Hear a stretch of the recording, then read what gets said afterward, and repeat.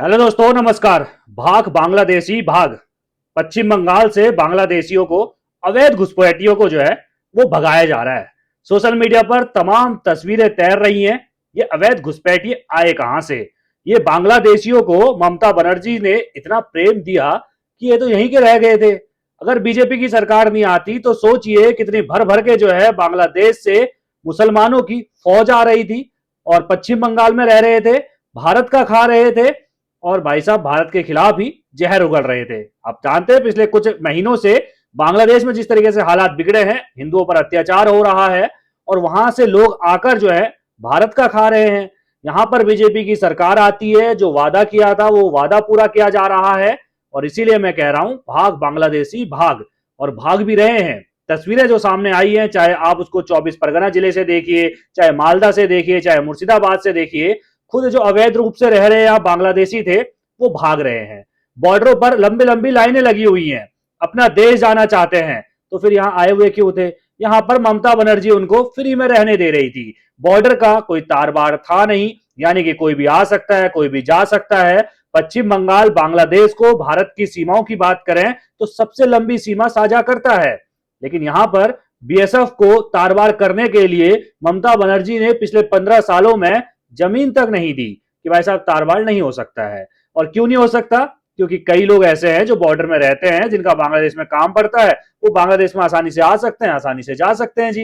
ये तो अवैध हुआ ना। आपको पासपोर्ट चाहिए एक देश से दूसरे देश में जाने के लिए। भाई बांग्लादेश कोई नेपाल तो है नहीं कि हमने संधि करके रखी हुई है कि भाई हमारा जो है रोटी बेटी वाला संबंध है, ऐसा तो है नहीं बांग्लादेश के साथ।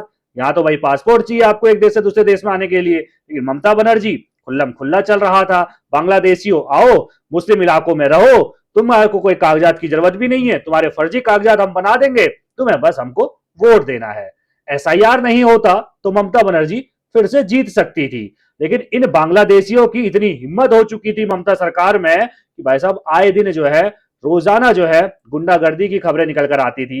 रोजाना अगर आप देखते हैं दोस्तों तो कुछ ना कुछ ऐसा होता था, हिंसा होती थी, किसी के दुकान पर कब्जा कर लिया जाता था, अतिक्रमण कर लिया जाता था। रोजाना की ये खबरें आती थी। पश्चिम बंगाल का जो रहने वाला आदमी था, यानी कि पश्चिम बंगाल की जो रहने वाली जनता थी, वो इस बात से पूरी तरीके से परेशान हो चुकी थी और इसीलिए सत्ता परिवर्तन हुआ। क्योंकि अगर आप वोट देखते हैं तो पश्चिम बंगाल की जनता ने डाला, वो वोट जो है अवैध बांग्लादेशियों ने नहीं डाला। बीजेपी ने पहले से प्लानिंग करके रखी हुई थी, पहले एसआईआर कराओ, इनके नाम जो है वो छाटो और जैसी भाई सरकार बनेगी तो भाई इनको पहले ढूंढेंगे, फिर डिलीट करेंगे, यानी कि इनका नाम हटाएंगे और फिर इनको भगाएंगे, भेजेंगे। और वही चल रहा है, भगाने का काम चल रहा है। शुभेंदु सरकार पश्चिम बंगाल में आई है, बीजेपी ने जो है आजादी के बाद पहली बार पश्चिम बंगाल में सरकार बनाई है। शुभेंदु जो है वो सीधे तौर पर मुख्यमंत्री बने हैं। अमित शाह जो देश के गृह मंत्री हैं, उन्होंने अपने चुनावी भाषणों में कई बार कहा था सरकार बनते ही जो है हम भाई यहाँ पे तारबाड़ कराएंगे, अवैध घुसपैठियों को भगाएंगे, जिस तरीके से असम से हमने भगाया, जिस तरीके से त्रिपुरा से भगाए जा रहे हैं। पश्चिम बंगाल एक ऐसा राज्य है जहां पर बीजेपी अपनी नहीं चला पाती, या ये कहें हमारी सेना की वहां पर नहीं चल पाती, क्योंकि ममता बनर्जी को डर था कि भाई ये अवैध अगर बांग्लादेशी जो मुसलमान मेरा वोट बैंक है अगर तारबाड़ कर दिया तो ये आएंगे जाएंगे कैसे भाई? अगर ये आएंगे जाएंगे नहीं तो मैं जीतूंगी कैसे?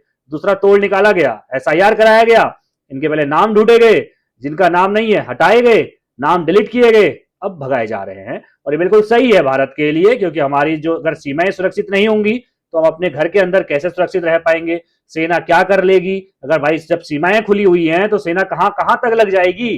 कहीं ना कहीं से तो घुस जाएंगे, क्योंकि तार बाड़ तो है ही नहीं, आपने सीमा तो पूरी बंद करके नहीं रखी हुई है, ममता बनर्जी करने नहीं देती। भाई अगर देखा जाए सीमाओं की सुरक्षा का जिम्मा किसके पास होता है? बीएसएफ के पास होता है। जो पहली लाइन होती है सीमा पे, वो बीएसएफ वहां पे उसकी जिम्मेदारी होती है कि आपको जो है वो बॉर्डर की रक्षा करनी है। बीएसएफ जो है वो गृह मंत्रालय के अधीन आती है, यानी कि अमित शाह जो हमारे मौजूदा समय में गृह मंत्री हैं उसके अधीन बीएसएफ है। बीएसएफ वहां पर जो है बॉर्डर पे तैनात रहती है। थोड़ा पीछे जो एक और लाइन होती है वहां पर सेना तैनात रहती है, यानी कि आर्मी जो है वो तैनात रहती है। और अगर सेना किसके अधीन आती है तो सेना आती है रक्षा मंत्रालय के अधीन। बीएसएफ अर्धसैनिक बल जो है वो आते हैं सीधे तौर पर गृह मंत्रालय के अधीन। जो सेना है वो रक्षा मंत्रालय के अधीन आती है। सबसे पहली लाइन पे जो बॉर्डर के पास होती है वो बीएसएफ होती है, और बीएसएफ को जमीन जो है वो नहीं दी जा रही थी। लगातार बीजेपी इसकी मांग कर रही थी। जब ममता बनर्जी की सरकार थी तब भी ये मांग की जा रही थी, लेकिन ममता बनर्जी अपना वोट बैंक बचाने के चक्कर में ये कहती थी कि भाई साहब हमारे जो रिश्ते हैं ना, बॉर्डर में रहने वाले जो लोग हैं वो बांग्लादेश आसानी से जाते हैं, आसानी से आते हैं, काम पड़ता है उन लोगों का, अगर भाई तार बार कर दे तो कैसे वो लोग जाएंगे। लेकिन ये मतलब नहीं था। मतलब ये था कि भाई साहब हमारा वोट बैंक छीन जाएगा, बॉर्डर खुला रखो, कल के दिन तुम पे कोई कार्रवाई होती है तुरंत भाग जाना, यहां से तुरंत निकल जाना, मैं हूं ना, बाकी मैं देश में जो है प्रदेश की मुख्यमंत्री हूं, तो मैं तुमको बचाऊंगी, क्या टेंशन ले रहे हो, आओ मुस्लिम इलाकों में रहो, फ्री में खाओ, मौज करो, और मेरे को बस वोट दे देना। वोट बैंक की राजनीति यहां पर ममता बनर्जी करती थी।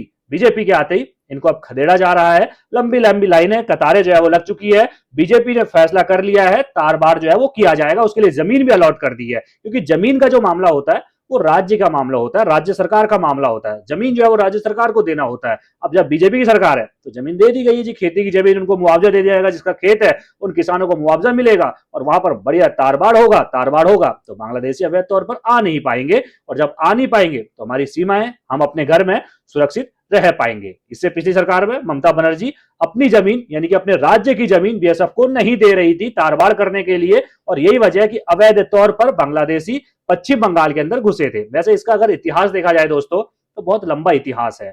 आपको याद होगा पाकिस्तान ही बांग्लादेश था पहले, यानी कि पाकिस्तान बांग्लादेश सब एक ही था। पाकिस्तानी बांग्लादेश था ये नहीं कह सकते हम, ये कह सकते हैं बांग्लादेश पहले पाकिस्तान ही था। पूर्वी पाकिस्तान पश्चिमी पाकिस्तान था। पाकिस्तान के दो हिस्से होते हैं, एक बांग्लादेश बनता है और एक अभी पाकिस्तान है। बांग्लादेश अगर आप देखते हैं 1971 में बना था, इंदिरा गांधी उस समय प्रधानमंत्री थी, और उस वक्त पर जब भाई पाकिस्तान की तरफ से, जो आज पाकिस्तान है उसकी तरफ से पूरी पाकिस्तान पर जब जो है जुल्म किए जा रहे थे, वहां से लोग एक अलग देश की मांग उठाते हुए जब उन पर जुल्म हो रहे थे तो अपना देश छोड़ रहे थे, भारत में शरण ले रहे थे। ऐसा कहा जाता है कि 1 करोड़ से ज्यादा बांग्लादेशी उस वक्त पर भारत आए थे, और 68 लाख बांग्लादेशी जो हैं वो पश्चिम बंगाल में आए थे। 6 लाख करीब त्रिपुरा में आए, ऐसे असम में आए, पूरे देश भर में भी ये फैले। करीब 1 करोड़ बांग्लादेशी 1971 में भारत आए थे। इस नीति पर आज भी चर्चा होती है, इस नीति पर आज भी सवाल उठाया जाता है कि उस समय जो है अवैध बांग्लादेशियों को, 1 करोड़ की संख्या में बांग्लादेशियों को भारत में क्यों घुसने दिया गया इंदिरा गांधी की सरकार के द्वारा। हालांकि तारीफें भी होती हैं कि अगर नहीं घुसने दिया जाता तो शायद आज बांग्लादेश अलग नहीं होता, यानी कि पाकिस्तान का ही हिस्सा होता, पाकिस्तान और बड़ा होता। खैर होता तो हमें क्या, हमारे तो आज बांग्लादेश भी पाकिस्तानी बन चुका है, क्योंकि हम आज बांग्लादेश से भी जंग लड़ रहे हैं। बांग्लादेश भी भारत विरोधी हो चुका है। शेख हसीना के भारत आने के बाद से वहां पर जिस तरीके से भारत के खिलाफ माहौल बनाया गया वो तस्वीरें आपने बखूबी देखी होंगी। 1971 में आए, लेकिन उसके बाद जब बांग्लादेश अलग देश बन गया तो फिर जाकर करीब ऐसा कहा जाता है कि 60 लाख से ज्यादा जो बांग्लादेशी वहां से आए थे उनको वापस भेज दिया जाता है। लेकिन जो 30 से 40 लाख बांग्लादेशी, मुस्लिम बांग्लादेशी उस वक्त पर भारत में आए थे, उनका पता नहीं चल पाया। कोई कहता जी वो चले गए थे, कोई कहता जी नहीं यही अलग अलग देशों में बढ़ गए थे। वो आज भी हमारे बीच ही रह रहे हैं। जो 1971 में आए थे वो आज भी भारत में ही है, असम में, पश्चिम बंगाल में, इन इलाकों में आज भी वो लोग रहते हैं। उस समय उनके कोई कागज नहीं मिले, उन्होंने यहाँ घर खरीद लिया, कब्जा कर लिया, और अब वो भारत के होकर रह गए हैं। चलो ठीक है, वहां तक तो जी ठीक है, कोई बात नहीं, होकर रह गए हैं। लेकिन अब अगर आप देखते हैं पिछले कुछ सालों में तो पश्चिम बंगाल में बड़ी संख्या में बांग्लादेश से मुस्लिम आ रहे थे, और बीजेपी यह मुद्दा उठा रही थी क्योंकि पश्चिम बंगाल के लोग भी इससे परेशान थे। ममता बनर्जी अपने वोट बैंक के लिए तार बार लगवा नहीं रही थी, सब लोग आसानी से आ रहे थे। अब जो है सबका हिसाब हो रहा है भाई। सेंटर जो है वो बना दिए गए कि जो नहीं जाएगा उसको सेंटर में रखा जाएगा। सेंटर कोई आम सेंटर नहीं है, प्रताड़ना दी जाएगी। वो भले मीडिया में खबरें ना आ रही हो, प्रताड़ना दी जाएगी, ऐसा कुछ होगा। एक तरीके से कैद करके रखा जाएगा, जेल से भी बदतर रखा जाएगा, खाना दिया जाएगा, नहीं जाएगा कोई नहीं जानता। ये चर्चाएं जो है इन बांग्लादेशियों में चल रही है, यही वजह, नहीं तो क्यों छोड़कर जाते। अब वो भाग रहे हैं। सरकार का ऑर्डर आया है कि भाई साहब ढूंढो, डिलीट करो, भगाओ। पहले क्या होता था, शुभेंदु जो मुख्यमंत्री हैं, शुभेंदु अधिकारी, उनका एक बयान भी जो है सामने आया है जिसमें वो सीधे तौर पर कहते हैं ये दामाद थोड़ा है हमारे, इनको भगाओ यहाँ से भाई, जेल वेल में मत रखो इनको, हमारा खाएंगे, हमारा कपड़ा यूज करेंगे, हमारी दवाई इस्तेमाल करेंगे, क्यों रखना अपने देश में, भगाओ इनको सीधे। जेल का कोई सिस्टम नहीं रखना है इनके लिए, इनको पकड़ो अवैध रूप से, फिर अपनी जेल में रखो, फिर अपनी जेल में इनको खाना खिलाओ, दवाइयां दो, बीमार हो गए, इनके लिए कपड़े दो। ऐसा नहीं चलेगा सिस्टम। सीधे भगाओ, सीधे ढूंढो, डिलीट करो इनके नाम और इनको इनके देश भेज दो। तो क्या बांग्लादेश के जो सैनिक है, बांग्लादेश की सरकार है, वो अपने वहां इन लोगों को वापस ले लेगी? तो अभी तक की जो जानकारी निकल कर आई है वो मान गई है कि भाई हाँ, अगर हमारे लोग हैं, अगर वो कहते हैं, अगर उनके पास यहाँ का कुछ पहचान पत्र यानी कि यहाँ के अगर कोई भी जो है अपनी आइडेंटिटी है, तो वो आराम से हम उनको ले सकते हैं। अभी तक की जानकारी के मुताबिक ये खबर निकल कर आई है और इसीलिए बांग्लादेश की बॉर्डर पर बड़ी संख्या में बांग्लादेशी इकट्ठे हो चुके हैं। आप किस तरह देखते हैं इस पूरी खबर को? अपनी राय कमेंट में रखना ना भूलिएगा। सरकार का ये फैसला बहुत अच्छा फैसला है हम भारतीयों के लिए, क्योंकि हम अपने घरों में सुरक्षित तभी रह पाएंगे जब हमारी सीमाएं सुरक्षित होंगी। अपनी राय कमेंट में रखना ना भूलिएगा। कल फिर एक नई खबर के साथ मुलाकात होगी, तब तक के लिए